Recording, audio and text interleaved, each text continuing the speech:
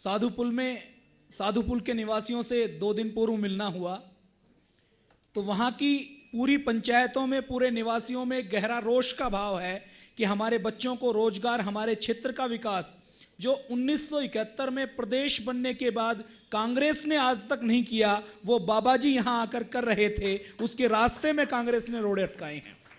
तो जब वहाँ बैठक की तो पता लगा कि वहाँ के नागरिक ये तैयारी कर रहे हैं कि वो हजारों की संख्या में अगर आवश्यकता पड़ी तो यहाँ के सीएम आवास का घेराव करेंगे।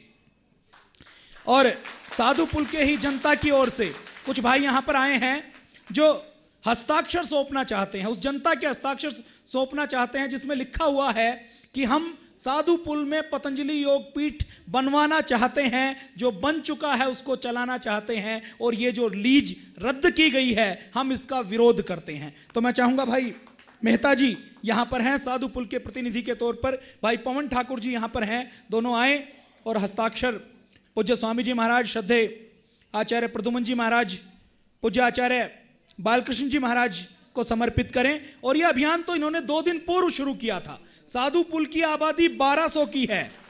साधुपुल और उसके आसपास के लगभग 1000 हस्ताक्षर अभी इकट्ठे किए जा चुके हैं। साधुपुल से लेकर कंडा घाट तक सारे क्षेत्र के हस्ताक्षर इकट्ठे किए जाएंगे। आपको स्मरण हो जब पतंजलि योग पीठ का निर्माण किया गया था तो आसपास की 30 ग्राम पंचायतों ने पूरी तरह से एनओसी दी थी, हर्ष ध्वनि की थी कि हम इस कार्य को करना चाहते हैं। और ग्राम पंचायतों में भी, ग्राम पंचायत के स्तर पर बड़ा प्रयास चल रहा है कि इस पतंजलि योग पीठ का कार्य शुरू हो।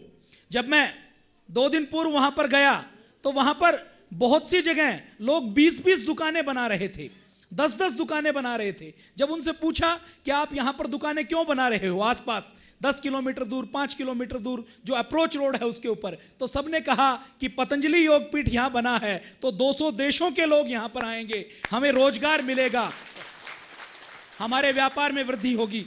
तो इसी प्रकार साधुपुल के पास जो ग्राम पंचायत सकोड़ी है, निर्मल ग्राम पंचायत सकोड़ी ने एक रिजोल्यूशन पास किया है कि हम साधुपुल में पतंजलि योग पीठ बनवाना चाहते हैं। मैं चाहूंगा कि इस ग्राम पंचायत की ओर से भाई लक्ष्मीदत्त जी पूज्य स्वामी जी महाराज को यह पंचायत का रिजोल्यूशन सौंपे।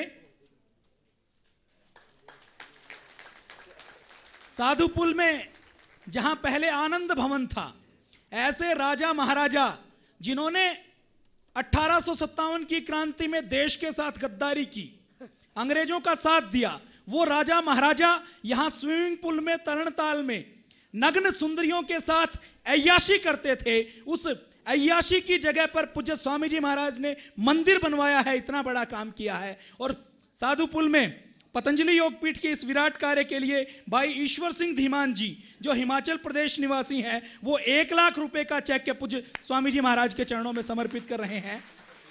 हिमाचल प्रदेश की सरकार ये देख ले कि एक भाई श्री इंद्र सिंह धीमान जी, साथ में उनकी धर्मपत्नी और पूरा परिवार है। एक बार जोरदार करतल ध्वनि के साथ भाई इंद्र सिंह जी का अभिनंदन।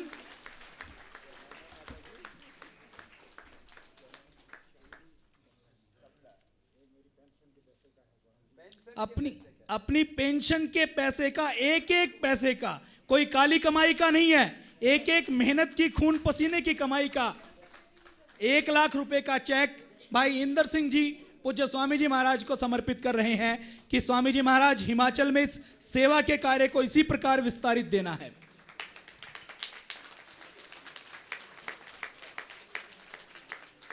और यह पतंजलि योग पीठ कोई भवन का या बिल्डिंग का नाम नहीं है। पतंजलि योग पीठ की नींव तो हिमाचल प्रदेश के एक निवासी के हृदय में रखी गई है, उनकी भावनाओं में रखी गई है। पतंजलि योग पीठ में पाषाण प्रतिमाओं की पूजा नहीं की जाती, वहां तो दुखी दुनिया की सेवा की जाती है, दुखी व्यक्तियों की सेवा की जाती है, रोगियों की सेवा की जाती है। अब ये एक साधुपुल का पतंजलि योग पीठ सरकार ने षड्यंत्र करके बंद करवाया है। अब हिमाचल प्रदेश के एक गांव में पतंजलि योग पीठ भावनात्मक रूप से बनेगा, एक गांव में योग पहुंचाएंगे। ये एक हमारे कार्यकर्ता का, एक भारत स्वाभिमान के योग शिक्षक का संकल्प है। और आज का दिन एक महान दिवस है। शहीद आजम चंद्रशेखर आजाद आज ही के दिन सुबह 11 बजे 80 अंग्रेज पुलिस वालों के साथ 32 मिनट तक संघर्ष करते रहे। आज के दिन उन्होंने भारत माता के चरणों में अपनी शहादत दी और 80 पुलिस वाले उनको नहीं मार सके, उन्होंने अपनी गोली से खुद अपनी शहादत दी, क्योंकि उनका संकल्प था कि मैं आजाद था, आजाद ही रहूंगा।